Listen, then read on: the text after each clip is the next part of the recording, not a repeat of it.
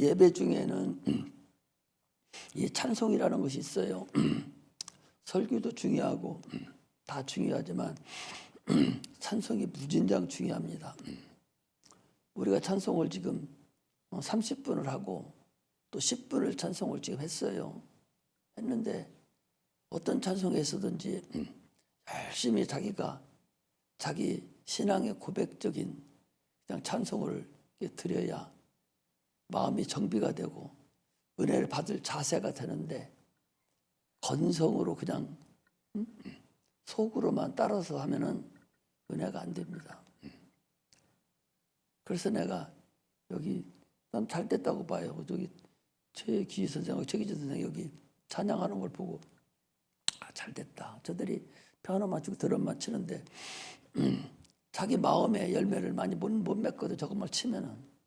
그래서 될 수 있는 대로 여기 서서 자기 이름으로 자기 목소리를 돋아서 찬송을 하는 것이 참으로 얼마나 큰 열매를 맺는지 몰라요. 기도도 많이 못하는데 찬양은 곡조 있는 기도라고 그랬잖아요. 이게 얼마나 중요하냐고. 이것을 40분을 하는데 입을 떠먹거리만 하지 전혀 은혜 못 받는 자가 있는가 하면은 어떤 사람은 참으로 찬양 하나하나에 은혜를 받는 사람들이 있다. 그 얘기. 여기 뭐하러 왔느냐. 은혜 받으러 왔잖아요. 하나님 말씀 받으러 왔잖아. 초신자도 잘못 대화하는 것이 찬양이에요. 모르면서도 요양가도 모르고 한참 따라서 하듯이 찬양도 마찬가지입니다. 이렇게 중요한 이 찬양을 참 우리 성도들은 크게도 못하고 뿐만 아니라 그걸 잘 못해요. 이 정도 젊은 사람이라면 찬양이 엄청나게 커야 되고 참으로 잘하고 오늘도 은혜 받는 찬양 많이 했는데 그 찬양 속에서 은혜를 받아야 되죠. 너무 받든 말든 첫째로 내가 은혜 받아야 돼. 옆에 사람 은혜 받든 말든 내가 은혜를 받아야 내가 사는 것이지. 내가 살아야 딴 사람도 전도해서 살릴 수 있는 것이지. 내가 죽었는데 누구를 살립니까? 내가 살아야 돼 먼저. 그러려면 내가 살으려면 찬양에서부터 은혜를 받기 시작을 해야 됩니다. 그래서 될 수 있는 대로 참 음악 기기는 참으로 좋은 걸로 갖다 놉니다. 참으로 좋은 걸로 갖다 놓는데 이걸 잘 사용하기를 원하는데 아까도 두 사람 불러다 얘기도 하고 뭐라고 했는데 이 드럼이 이게 526만 원 주고 샀어요. 526만 원이니까 여러분 이게 인터넷 가격 그때 가격이 적어도 700만 원 가까이 되는 가격인데 이거 드럼 이거나 요거 그때 700만 원 주고 샀다는 650 주고 샀거든요. 이게 비싼 음향 기기들이거든요. 그런데 이걸 그냥 별거 아닌 것 같이 생각을 하고 연습용이 아니에요. 오늘 그거 또 두 가지 바꿨는데 105만 원 들였어요. 115만 원인데 현금 준다고 하니까 10만 원 깎아서 105만 원 줬어. 지난번에 위에 하나 사놓은 것이 그게 98만 원 주고 샀어요. 전자 드럼 위에 있는 거 저쪽 다 떠놓고 사놓은 것이 98만 원이요. 그러니까 부속 하나 두 개 고치는데 드럼 하나 값이요. 그 비싼 드럼 잘 사용을 하고 아주 이렇게 해야 되는데 그냥 막 사용하는 바람에 한 달 봉급 있잖아. 밑에 일하는 분들 한 달 봉급 있잖아요. 우리 수급자 엄마들 세 식구 네 식구 한 달 봉급 있잖아요. 그런 것이 그냥 잘못 사용해가지고 그냥 없애버리고 그렇게 하면 어떻게 하겠냐고. 그래서 잘 사용을 해줬으면 좋겠다. 그런 의미에서 얘기를 드린 것이니까 내 거 같이 잘 사용하고 어디 고장나면 빨리 얘기해가지고 더 많이 고장나지 않도록 미리 손을 쓰고 이렇게 해야 되지. 자꾸 고장나는데도 그냥 쓰면은 한 영문 못 쓰게 돼서 바꾸게 돼버린단 말이죠. 그러니까 그런 것도 책임감 있이 딱딱 해서 해줬으면 좋겠어요. 그래서 연습할 때는 드럼이 여기 놀 때만 있으면 드럼 놨으면 좋겠는데 내가 여기다 놔버릴까 나 지금 금방 그런 생각도 났는데 그래서라도 어떻게 할까 생각하지. 그 연습용을 갖다가 연습을 하니까 그 연습할 때는 당분간은 위에 올라가서 연습을 해야 되고 내가 오죽했으면은 핸드폰을 가지고 전자드럼하고 그 리얼 그 우리 저 3층에 있는 거 그 드럼 어떤 차이가 있는가 두 가지를 비교해서 차이점을 다 쭉 찾아봤어요. 나는 음악도 잘 보고 듣고 틀리는지도 모르고 음도 몰라 모르는데 돈이 많이 든다고 찾아봤더니 이것은 손대볼 것도 없다는 거예요. 저 코드가 다 이렇게 해서 볼륨도 그걸로 다 하고 꽂아놓으면은 제가 알아서 잘 하기 때문에 그냥 치기만 하면 된대요. 그래서 세게 칠 필요도 없다는 거예요. 볼륨 올리면 세게 나오고 살짝 쳐도 볼륨만 올리면 세게 나오고 세게 쳐도 볼륨 내리면 착착게 들린다는 거지. 그냥 저걸로 다 이루어지는 건데 위에 리얼 드럼 치듯이 막 때려버리니까 저런 일이 생긴다 그 소리예요. 그 사람이 그러더라고. 이건 어디서 필요한 거냐? 가정에서 많이 썼다는 거예요. 왜? 가정에서 다 밖으로 음이 나가잖아요. 그런데 이건 이어폰 끼고 딱 하면은 저만 들리니까. 그래서 거기서부터 시작된 것이라고 그러더라고. 그래서 교회에서도 화음과 같은 것 때문에 많이 사용하는데 배우기도 쉽고 가장 좋대요. 그런데 전자하기 때문에 그냥 톡톡 치기만 해주면 되는 것을 갖다가 똑같은 마침인데 볼륨으로 조정한다는 게 그걸. 그런데 때려갖고 조정하려고 하니까 젖이 나타났다는 거지. 그러니까 조의 것은 막 세게 때리고 적게 때리는 것에 따라서 음이 다른데 이건 다르다는 거예요. 내가 오죽했으면 그 핸드폰 가지고 내가 찾아봤을까? 응? 왜 이렇게 그렇게 썼는가 우리가 해서. 그리고 우리는 저런 부분 하나를 잘 사용해서 이 성물이잖아. 성물이잖아. 그래서 내가 아까 하도 저기에서 그냥 와가지고서 저기다 싸놓고 왜 그 내려놓자 그런 마음도 들었는데 한 번 더 잘 써야 되지 생각하고서 다시 왔으니까 여러분들 그런 줄 알고 우리 것도 다 비싼 거예요. 이것도 비싼 거잖아. 이것도 비싼 거잖아. 그렇게 사다 놨으면은 잘 사용을 하고 이런 것도 이런 것도 다 비싼 거라고 100만 원씩 다 넘겨가는 것들이거든요. 이런 건 뭐 200만 원씩 하는 것들인데 그런 것들을 음향기기를 잘 사용했으면 좋겠다. 그래 여러분들이 잘 갈 수가 있잖아요. 그래서 배우는 사람들은 저 위에서 잘 사용하고 앞으로는 요건 이 드럼은 우리 최기준 선생하고 저 찬양 단장하고 해서 잘 이거 아무나 치지 못하게 하고 연습할 때는 저 위에 걸로 치도록 그렇게 해서 잘 관리할 수 있으면 좋겠어요. 노파심에서 먼저 말씀을 드린 거니까 돈이 아까워서 그런 게 아니라 여러분 그렇게 하면 안 되잖아. 성물인데. 그래서 얘기를 하는 것이니까 그렇게 알고 10만 원 들여도 많다는 판인데 100만 원씩이나 들어가니까 어떻게 되겠어요. 조심해야 된다는 그런 얘기죠. 오늘은 나와 아버지는 하나다 이제 그런 얘기인데 하나님 아버지와 하나님 아들이 하나면 나와 하나님도 하나죠. 그럴 거 아니요? 왜 우리는 침례를 통해서 예수와 연합이 됐으니까 하나님 아버지와 하나님 아들이 하나가 하나다 그러면 우리 나와도 여러분들 각자가 하나님과도 하나예요. 그래서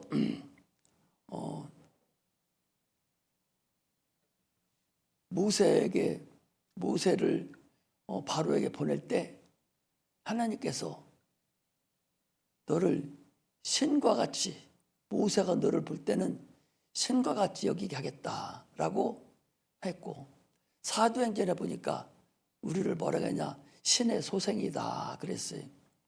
신의 아들이요. 여러분들이라 내가 신의 아들이라고 신하고 함께한 자들이라고 대단한 자들 아니에요? 우리 자기를 폄하할 것도 없어요. 우리 육체가 있기 때문에 조금 정욕이 있죠. 또 육체가 있기 때문에 시간에 제한을 받고 시공간에 초월을 못하는 것뿐이지 육체가 끝나면 바로 우리는 신이에요, 신. 귀신도 신 아니에요? 그것들은 누구하고 하나 됐어요? 마귀하고 하나 됐어요. 예수 안 믿는 사람들은 마귀하고 하나가 됐고, 우리는 하나님과 하나가 돼서 신의 소생, 신의 자녀, 하나님의 자녀라고 하잖아요. 마귀의 신분에서 하나님의 자녀의 신분으로 변화가 됐다. 이제 그런 얘기죠. 그래서 하나님은 아버지예요. 아버지는 하나님 아버지께서 인간의 육체를 지으시고 생기를 불어넣으셔서 영적 존재가 되게 하셨고, 또 하나님을 아버지라고 부르고 하나님의 자녀가 된 그런 자들이에요. 그래서 하나님과 우리와의 관계는 이건 경험의 관계예요. 침례를 통해서 하나님과 우리의 관계가 경험의 관계고, 생명을 주고받은 생명의 관계고, 사랑을 주고받는 사랑의 관계입니다. 이것이 아버지와 아들과의 관계라는 사실을 우리는 알아야 됩니다. 둘로 나눠져 있지만 어찌 보면 하나죠. 부모와 아버지와 자녀는 하나예요. 세포 하나가 떨어져 나가서 그것이 착상이 되고, 그래가지고 그 자녀가 됐기 때문에 아버지와 나는 어찌 보면 하나예요. 그 하나라는 것이 진리라는 얘기는 그렇게 쭉 올라가니까 어디까지 올라가? 아담까지 올라가잖아요. 우리가 아버지와 나 하나라는 것이 그냥 보통 하나라는 것이 아니라 그것이 계속적으로 올라가 보면 할아버지하고 하나고 그 할아버지 하나고 계속 올라가니까 아담하고 하나가 되는 거예요. 하나님까지 올라가는 거죠. 이처럼 그렇기 때문에 아담이 선악과를 먹을 때 우리도 그 안에 있을 때 같이 먹었고 같이 먹었잖아요. 그래서 거기서 같이 먹었는데 예수 그리스도가 이 땅에 오셔서 다시 거기서 믿음으로 예수 그리스도를 믿음으로 인해서 우리는 접붙임을 다시 받았어요. 하나님의 자녀로 다시 접붙임을 받아서 이제 영적으로 하나님과 우리가 하나가 되는 그런 대단한 신분 전환이 된 자들이 우리 그리스도인입니다. 이게 대단한 거죠. 그래서 육체는 흙으로 왔으니까, 흙에서 만들어졌으니까 흙으로 돌아가요. 아무리 오래 사는 사람도 무드셀라 같은 사람이 969세인가 살았으니까, 그러고도 그도 죽었어요. 안 죽는 사람 없습니다. 흙으로 만들어진 자는 누구든지 다 죽어요. 그 흙으로 원위치로 가는 거예요. 우리 영혼은 하늘에서 왔기 때문에 하나님 아버지께 돌아가는 거예요. 우리가 창세기 1장에서 하나님 형상과 모양대로 우리를 지으셨다 그랬잖아요. 그때는 육체에다가 혼을 집어넣은 그런 사람이었어요. 근데 거기다가 생기를 불어넣어 버리기 때문에 혼이 영하고 같이 연합이 된 거예요. 그래서 영혼이다. 그래서 영을 불어넣음과 동시에 당초에 영을 넣기 전에는 우리 혼이죠. 인격이죠. 의지, 지정이죠. 우리 혼은 영을 불어넣기 전에는 영원한 혼이 아니에요. 그 혼은 짐승혼과 같이 육체가 끝나면은 그냥 없어지는 혼이었어요. 그런데 생기를 불어넣는다는 그 영을 불어넣기 때문에 우리 혼이 영하고 연합이 돼버린 거예요. 그래서 영혼이다. 이렇게 영원한 혼이 됐다. 그 소리. 나라는 혼이, 여러분 나는 누구요? 영이 나, 혼이 나요. 혼이 나라고. 혼이 난데 나라는 혼이 영을 받아들임으로 인해서 영원한 혼이 된 거예요. 그래서 내세가 이루어진 거예요. 그래서 반드시 우리는 이제 하나님 아버지께 돌아가게 되었다. 그런 얘기. 그래서 육체의 아버지는 성육으로 우리를 낳으셨고, 하나님 아버지는 우리를 성령으로, 물과 성령으로 거듭나야 된다 하는 물이 뭐예요? 그 침례를 얘기하잖아요. 침례를 성령으로 받음으로 인해서 거듭난 거예요. 그래서 우리는 하나님의 아들이 됐고, 참으로 우리는 영원한 혼을 가지고 이제 내세가 있는 그런 존재가 된 자들이 우리 사람입니다. 그리고 나라는 존재를 알아야 돼요. 나라는 존재가 이제는 혼만 나라는 존재가 아니라 영혼이 나예요. 그걸 이분법으로 얘기했을 때 우리가 영과 혼을 이분법으로 해서 이거 뭐 딴 데서 쓰지도 않죠.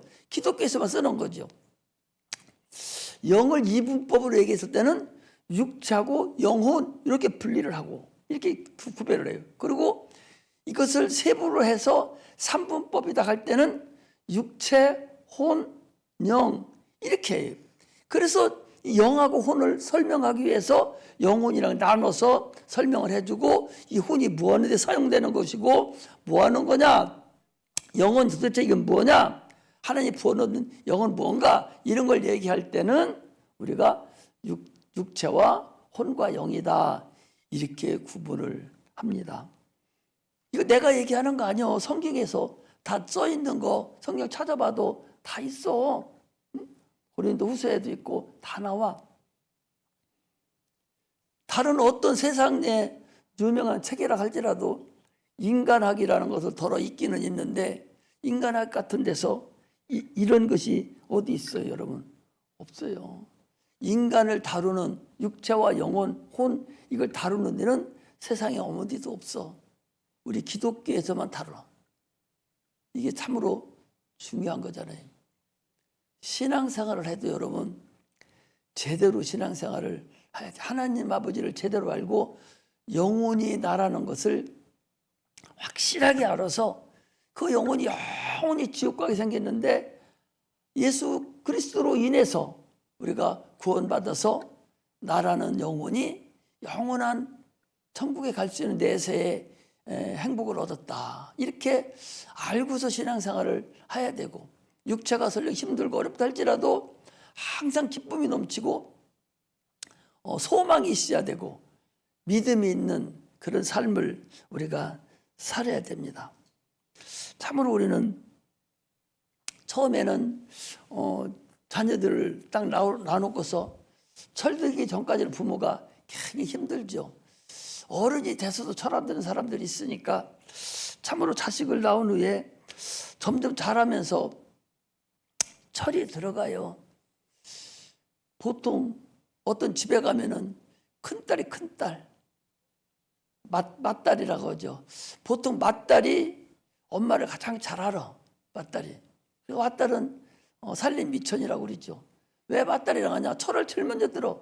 동생 말 안 들어도 혼나고 엄마 힘들어하고 막 이렇게 하니까 맏딸은 학교도 안 가고 동생 학교 보내고 엄마 힘들었고 하면서 지가 가서 돈 벌어오고 옛날에는 그랬어요. 맏딸이 다 그랬어요. 참으로 철이 들어가서 그 부모의 꿈과 생각과 마음을 알아가야 되거든요. 자녀가. 이게 철드는 사람이에요. 부모가 나를 뭐 되기를 원하고 부모의 생각은 어떻고 부모의 꿈은 어떻고 부모의 마음은 어떤 것을 이것을 알아가야 되는데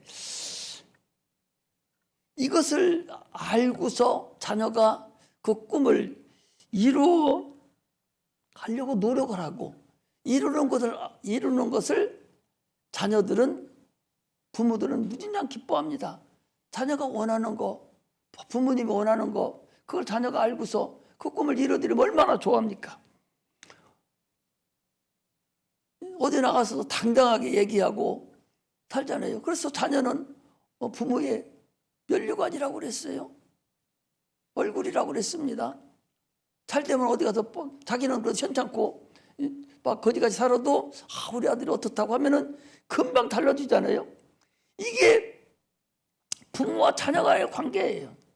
그렇게 자녀는 어쩌면 자기를 위해 사는 거지만은 그러나 부모 것을, 부모의 꿈을, 부모의 생각을, 부모의 마음을 이루어 드리는 거예요.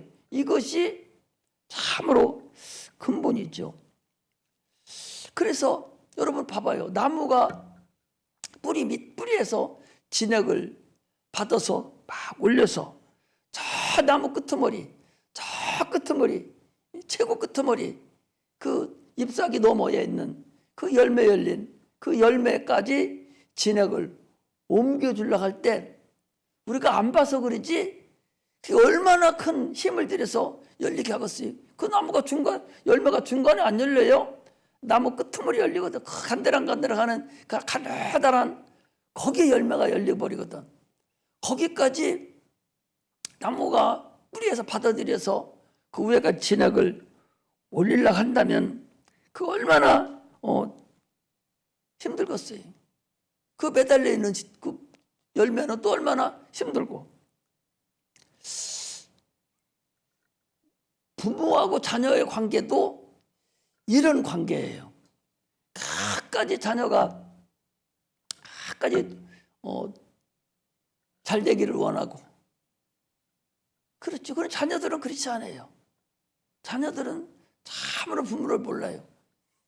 결혼해서도 정신 못 차리는 사람도 많이 있지만은 결혼 안 해가지고는 더 모릅니다.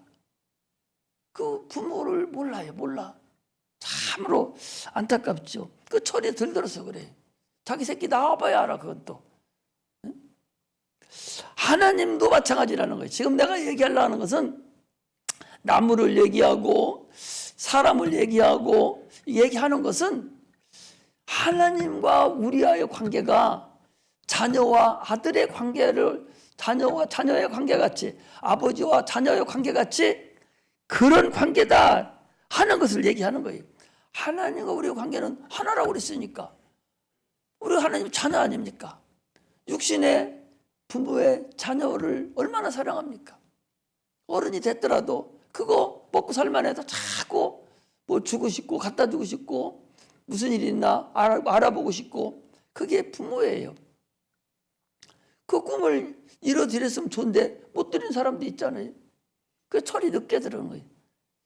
철 늦게 들은 사람은 여러분 결혼해서도 철이 안 들어요. 참으로 그거 어디서부터 손을 봐야 될지를 모르겠더라고. 결혼해서 자녀를 낳고 자기 부모, 자기 부인도 건사해야 되고 자식들도 먹여 살려야 되는데 아직도 철 안 들어서 노름방에 돌아다니고 어머니 하고 돌아다니는 거예요. 새끼들 어떻게 하라고. 이게 철 안 들은 사람들이에요. 아직도 자기 새끼 지가 놔놓고서 저는 펑덩거리고 핸드폰만 하고 놀고 있으면서 전모가 갖다 주는 거 밥 먹고 있는 사람 있잖아요. 그게 철 안 드는 것들. 그거 죽어도 철 못 들어 그 사람. 근데 그 사람이 자녀도 제대로 가르쳐야 되는데 자녀도 못 가르쳐. 저같이 가르쳐.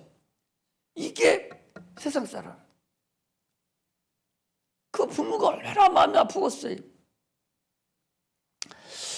하나님께서도 우리를 향해서 하나님의 뜻이 있습니다. 하나님의 생각이 있어요. 하나님의 꿈이 있습니다. 그것을 다 우리에게 알게 하시고 그리고 이 철들어서 그 꿈을 이루어주기를 원하는 거예요. 하나님께 우리를 뭐하러 이렇게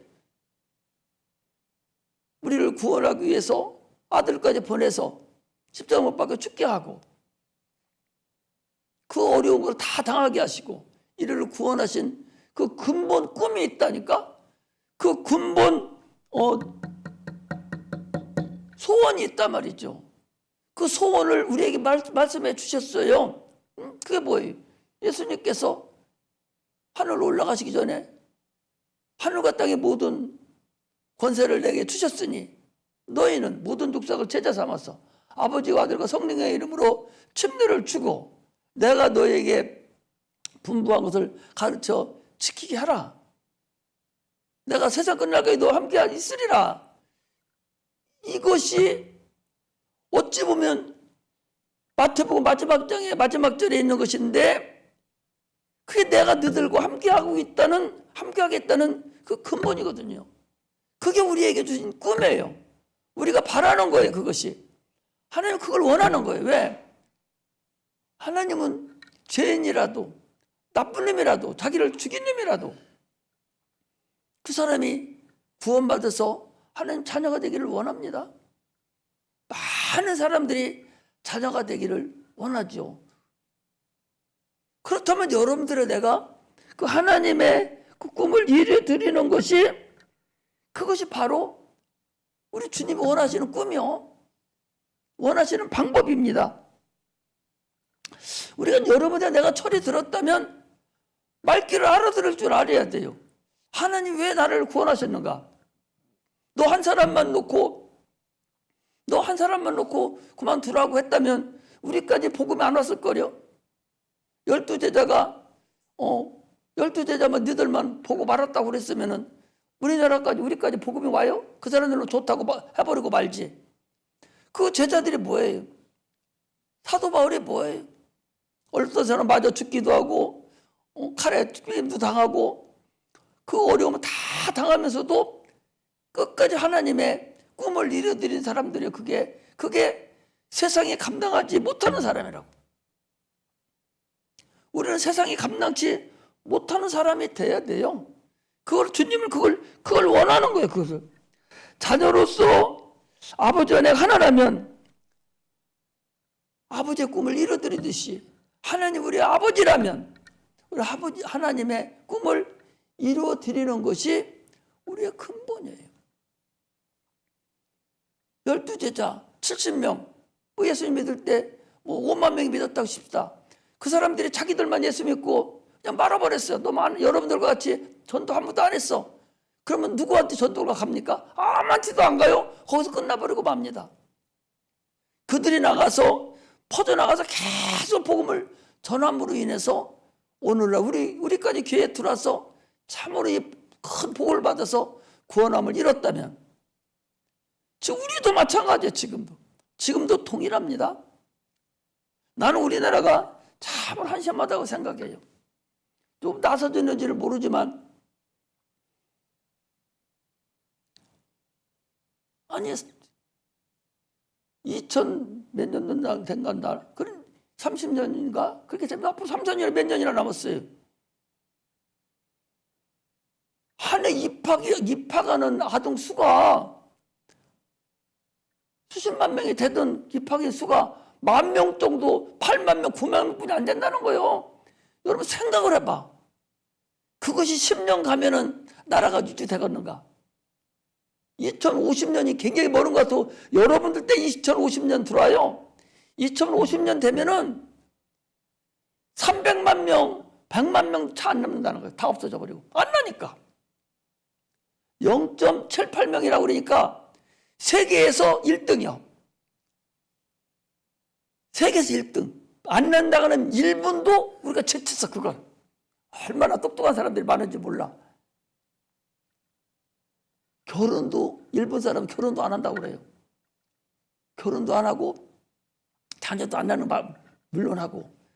그런데 우리나라는 여러분 더해요. 지금 외국에서 동남아에서 많이 들어와가지고 그나마 조금 유지시켜 주는데 우리나라 자체적으로 1년, 2년 가지고는 게임도 안 된다는 거예요. 지금. 그럼 나라가 여러분 없어져. 응? 없어진다니까. 그거나 예수 믿는 사람들이 전도 안 해가지고 나만 좋다고 할렐루야 할렐루야 하다고 나만 그렇게 하다가 죽으면 기독교가 유지되겠습니까, 여러분? 유지 안 됩니다. 아니 옆에 큰 교회 많이 있잖아요. 저 사람들 주일학교 운영합니까? 안 해요. 어른들은 많이 있는데 주일학교 운영 안 한다니까? 그냥 거기다 앉혀놓고 말어. 없다니까? 그럼 그것이 없으면 우리 아동이 없는 거 똑같이 주일학교가 없으면 어른 성도가 이제 없어지지. 10년만 지나면. 이게 참으로 지금 우리가 그냥 남일 얘기하듯이 해서는 안 된다. 나는 10년 갈지 안 갈지도 모르지만 여러분들 정신을 차려야 될 때다. 그렇게 하면 어떻게 되는 줄 압니까? 다른 나라에 지배받아요. 저 중국이나 이런데 나를 한 변방 한 주로 해서 변방으로 해서 그냥 여기 대표가 하나 갖다 놓고 그냥 무작위로 치료해서 다 거기 종로로 타고 사는 수밖에 없는 우리 자손들이, 여러분들 자손들이 자손도 뽑지 뭐 없다 안 났을 테니까. 그렇게 돼도 되겠냐. 내가 인구를 지금 얘기하는 것은 그걸 얘기하려고 하는 것이 아니라 여러분들이 전도하지 않으면 그런 꼴 난다. 지금 이미 그런 꼴 접어들었잖아요. 이미 접어들어서 각 교회마다 내가 주일학교 공과를 살려면 없다니까? 책이 없어요. 한 군데선가 두 군데뿐이 안 나와. 이 공과를 팔리지를 않으니까 자체를 만들지를 않는다니까? 그럼 만들어서 쓰잖아 지금. 왜? 주일학교가 없어졌으니까. 없어졌으니 어떻게 공과가 필요 없잖아요. 공과책이. 지금 이런 상태가 돼가고 있는 거예요. 참으로 지금 어려울 때라는 사실을 여러분 아셔야 됩니다. 그러므로 참 우리는 하나님을 기쁘게 해도 우리가 천국 가는데 저 세상 사람들은 모르잖아요. 우리는 내세가 있는 걸 알고 천국을 가는데 참으로 너희들만 천국 갈 거냐. 많은 사람 예수가 피 흘려 죽인 그 공로가 온 세상 사람은 다 담아도 다 피 묻혀도 다함이 없는 그 엄청난 하나님의 피인데 많은 사람의 그 피에 덕을 봐서 구원을 받게 해야 되지 않겠냐. 이것이 주님을 기쁘게 하는 일이에요. 그러므로 여러분들이 하나님을 해야 돼요. 여기 교회의 집사나 장로나 권사들이 직분을 감당합니다. 그들이 봉사를 합니다. 또 교사들이 여기 봉사를 합니다. 또 뭐 전도사들이 봉사를 합니다. 그 목사에게 하는 게 아니요. 하나님께 하는 것이지. 그 하나님 일을 하는 것이고 하나님 아버지께 하는 것이지 내가 하는 거 아니라니까. 그걸 여러분들이 알아야죠. 내 일 하는 게 여러분들이 찬송하고 여기 청소하고 하는 거 목사 보이려고 하지 마. 하나님이 안 보이지만 하나님이 우리를 마음까지 다 보시고 계셔.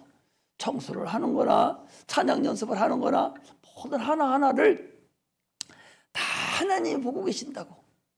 그렇기 때문에 모든 것을 다 하나님 위주로 나를 보고 계신다라고 생각하고 신앙생활을 해야 돼. 가장 우리가 타락하기 쉬울 때가 언제냐? 자기 혼자 있을 때예요. 혼자 있을 때 아무도 없을 때 자기 혼자 있다고 생각하거든요. 혼자 있습니까? 누가 보고 있어요? 하나님 보고 계시잖아.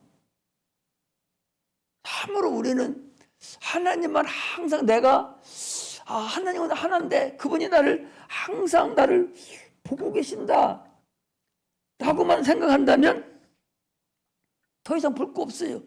정신이 바짝 차려져. 여기 저거 있구나. 저 뒤에도 있구나. 이것만 생각하면 여기 여러분들 여기서 누워 잔다든지 핸드폰 한다든지 그런 거 절대적으로 안 하죠. 왜? 보고 있으니까. 정신이 바짝 들지 않습니까? 정신 차려야겠구나. 이러죠. 저것이 없더라도 하나님이 보고 있다고 생각한다면 정신이 번쩍 들죠. 우리는 그분이 우리를 심판하시는 분이에요. 우리를 인도하시는 분이에요.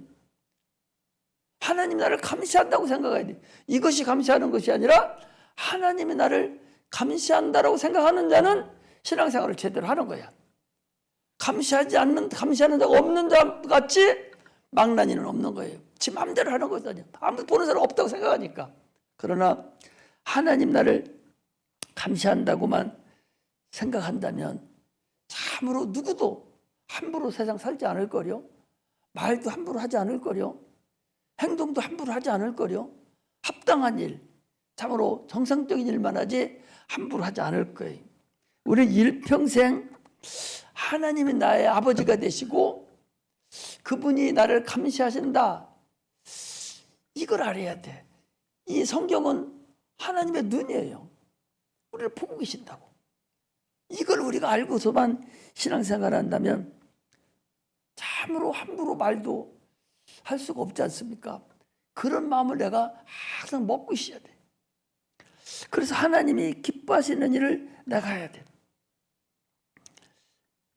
우리는 하나님 아버지의 심령을 이해할 줄 알아야 돼요. 그래서 절대적으로 철든 자가 돼야지. 신앙생활에 철이 들여야 돼요.